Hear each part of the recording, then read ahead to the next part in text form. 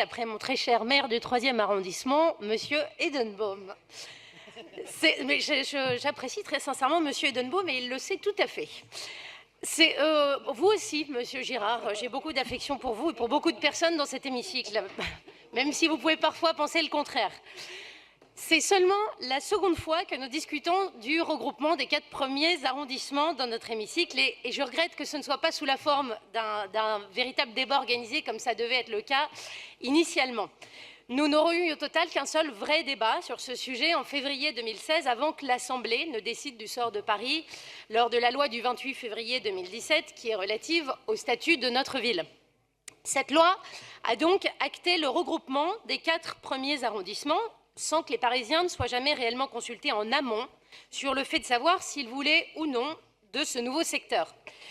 Ni les Parisiens, ni les conseils de quartier, ni les élus d'arrondissement n'ont eu leur mot à dire avant que la loi ne soit votée. C'est seulement plusieurs mois après que cette loi a été votée que vous avez enclenché des conférences d'arrondissement, des réflexions au niveau des conseils de quartier et enfin une concertation locale en octobre pour savoir ce que les riverains voulaient comme nom ou comme immeuble pour leur nouvelle mairie de secteur. Ça aurait peut-être été plus juste, en premier lieu, en amont du processus législatif, de questionner plutôt les Parisiens concernés sur le fait de savoir s'ils voulaient ou non de cette réforme.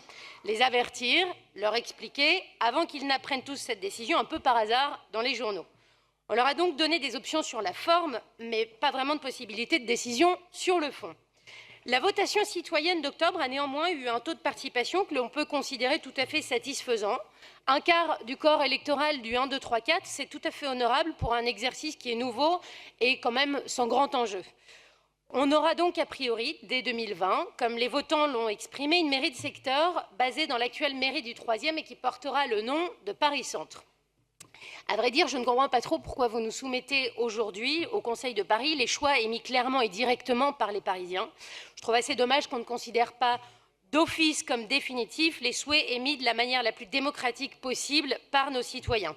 Il n'y a aucune raison de les remettre en cause. Le regroupement des 4 arrondissements a un intérêt.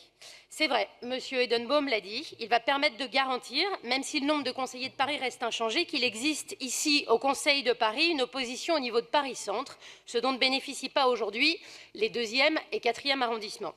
Le regroupement des 4 arrondissements, vous l'avez aussi dit, Monsieur le maire, vous avez raison sur ce point, il va permettre de rétablir un déséquilibre démographique entre l'arrondissement aujourd'hui le moins peuplé, le premier avec ses 17 000 habitants, et l'arrondissement le plus peuplé, le 15e avec ses 240 000 habitants. En effet, cela a été dit de nombreuses fois, un rapport de 1 à 14 qui n'existe dans aucune autre grande ville française. Paris-Centre, ce sera désormais, mais pas pour longtemps, un secteur de 100 000 habitants. Car cet arrondissement, ce nouvel arrondissement, ne va pas échapper à la règle d'un Paris qui se dépeuple, car trop cher pour les familles et pour les jeunes. Les projections démographiques démontrent que d'ici 2050, dans Paris-Centre, nous ne serons plus que 75 000, soit un quart de moins qu'aujourd'hui. Nos 4 arrondissements ne seront donc bientôt plus qu'un. Et bien que vous ayez mouliné cette idée dans votre coin depuis de nombreuses années, il reste encore des questions importantes qui ne sont toujours pas résolues. D'abord, que va-t-on faire des mairies 1, 2 et 4? À quoi vont servir à l'avenir ces bâtiments? Que vont devenir leurs agents, dont beaucoup ont des craintes légitimes pour leur avenir?